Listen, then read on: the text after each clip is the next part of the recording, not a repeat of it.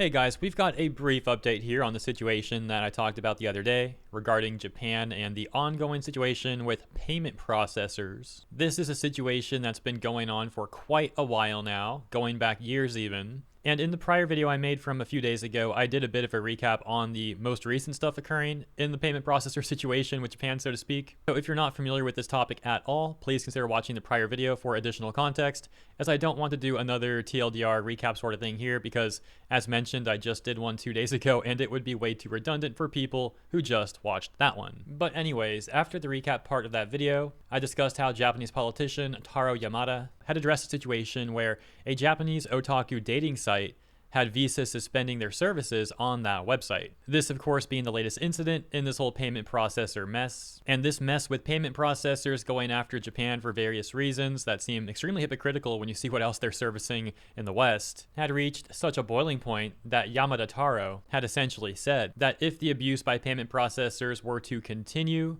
then the Japanese government would respond by creating new laws to protect the people. And it seems like this threat may have actually worked, as we have a swift update here from the Japanese otaku dating site. They say, notice regarding continuation of Visa card payments important.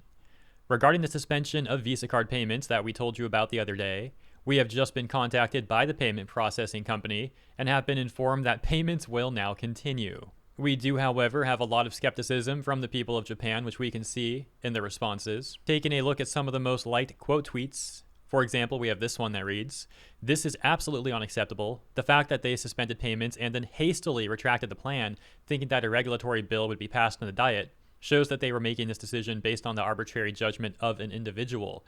We would like Visa and the payment processing company to publicly disclose the details of this incident under penalty of perjury." For those not familiar, the Diet is referring to the National Diet, which is the national legislator of Japan. Similarly, in this response, we can see someone saying, "A card company that keeps changing its ways is probably not willing to continue in an industry where trust is paramount." And this one reading, "This time payments will continue, but I will not trust Visa until payments are resumed on Nico Nico Doga and all other sites." Another one reading, "The fact that it can be overturned so easily shows that the decision was made based on the arbitrary will of a few people within the payment companies." And lastly, we'll take a look at this one that reads, "Once a company has censored something, it will surely do it again once the heat dies down.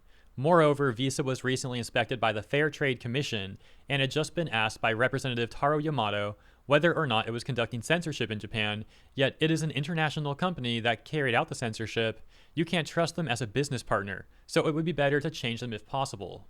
So as you can see, despite this victory, people are still understandably very skeptical of trusting Visa, and speculate why this action was taken against the website to begin with, even saying that it seems like a few people in positions of power may have made this decision on their own to get overturned later on by the entire company after, of course, the threats made by Taro Yamato, etc., etc. And unfortunately, it does seem like it's highly probable that this is not going to be the end of this sort of thing occurring from payment processors going after various websites in Japan. And again, we're not talking about illegal content here. In this situation, for example, it was simply an otaku dating site, which for some reason they were attempting to suspend operations on. Also important to remember, it's not only been Visa, MasterCard has been taking similar actions against various Japanese websites as well. That is the latest in the situation with payment processors and Japan. Thought you guys might want to see this update though, so I hope you enjoyed the coverage. If you did, please consider liking and or subscribing. Appreciate ya, and I'll see you in the next one.